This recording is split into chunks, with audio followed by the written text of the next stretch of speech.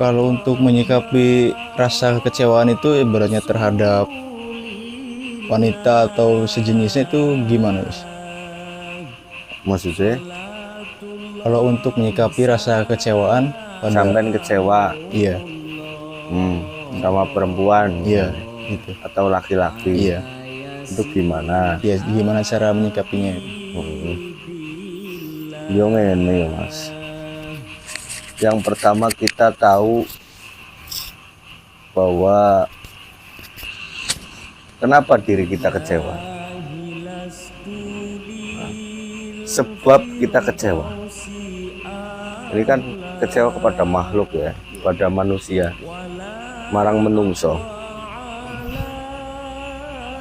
Satu, karena sampean ketika berbuat baik kepada seseorang menuntut agar seseorang itu baik kepada sampean. Itu kesalahan kita. Paham?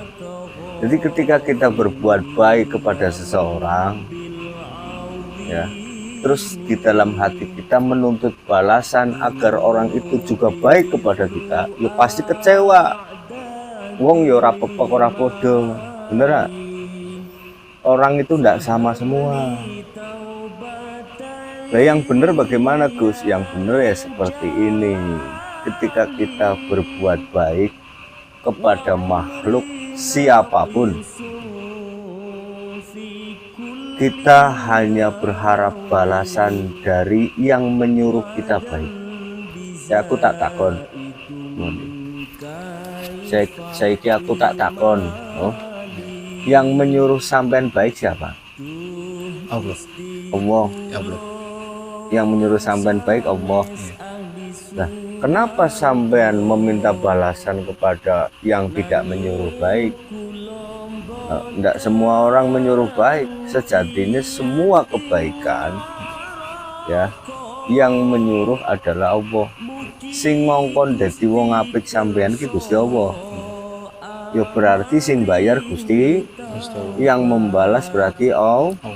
Kenapa kita berharap balasan dari yang lain? Apakah Allah kurang cukup untuk membalas kebaikan sampean? Apakah Allah kurang cukup? Cukup. Nah iya, ketika Allah membalas sampean lebih daripada cukup, kenapa kita mesti berharap kepada yang lain? Ya, iya. Ibarat kata, kalau istri kita cantik, ngapain kita berharap kepada yang tidak cantik? Ya, kalau balasan dari Allah sempurna, balasannya sempurna, dan Allah tidak akan pernah menyakiti hambanya, kenapa kita mesti berharap kepada orang lain, kepada makhluk lain, kepada selain Allah? Ya, pasti sampean kecewa Mas. Paham ya? Yang kita rubah agar kita tidak kecewa, supaya awake dhewe ora kecewa, sudut pandang kita. Ketika kita sodako, ketika kita baik sama orang, semata-mata yang kita lakukan hanya ditujukan kepada Allah, tidak kecewa. Lah nek sampean berharap, sampean cari muka sama orang, berharap orang itu membalas seperti apa kebaikan sampean, ketika tidak balasannya tidak baik, ya sampean pasti kecewa. Ketika sampean setia kepada perempuan tapi perempuan itu tidak setia, kecewa enggak? Kecewa.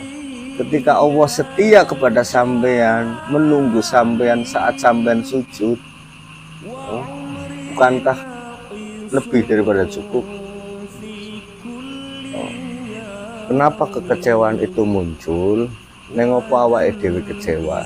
Ya karena diri kita selalu berharap lebih terhadap makhluk yang lemah, berharap lebih kepada yang lemah. Siapa ini yang lemah? Manusia. Paham? Jadi ketika kita berbuat baik, manusianya tidak membalas baik, akhirnya ngungkit. Biyen iku tak tulungi, biyen iku tak ngene. kok balesnya malah ngene, ya ra? Kecewa. Coba kalau sampean berbuat baik semata-mata karena Allah, ndak urusan orang mau membalas baik, ndak urusan.